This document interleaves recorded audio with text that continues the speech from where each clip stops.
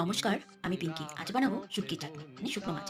এখানে প্রথমে শুকনো মাছগুলোকে গরম জল দিয়ে ধুয়ে ভালোভাবে পরিষ্কার করে নিয়েছি। এখানে দিয়েছি মিডিয়াম সাইজের দুটো বড় পেঁয়াজ, এখানে একটা বড় টমেটো।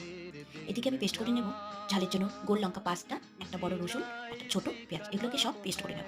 বেশ খানিকটা দিয়ে দিলাম তেল। তেল গরম হয়ে গেছে, দিয়ে দেবো পেঁয়াজ। পেঁয়াজগুলো আধা ভাজা হয়ে গেছে, এবার দিয়ে দেবো শুকনো মাছ। পেঁয়াজ আর মাছগুলো বেশ ভালোভাবে ভাজা ভাজা হয়ে গেছে, এবার দিয়ে দেবো টমেটো কুচি। এগুলোকেও একসাথে ভেজে নেবো। দিয়ে দেবো স্বাদ মতো লবণ, দিয়ে দেবো ছোটো চামচ দিয়ে ১ চামচ হলুদ, কালারের জন্য লাল লঙ্কার গুঁড়ো। এবার আরও কিছুক্ষণ কষিয়ে নেব। বেশ সুন্দর ভাজা হয়েছে, টমেটোগুলো গলে গেছে। এবার দিয়ে দেবো লঙ্কা রসুন পেস্ট। আরও বেশ কিছুক্ষণ কষে নেব।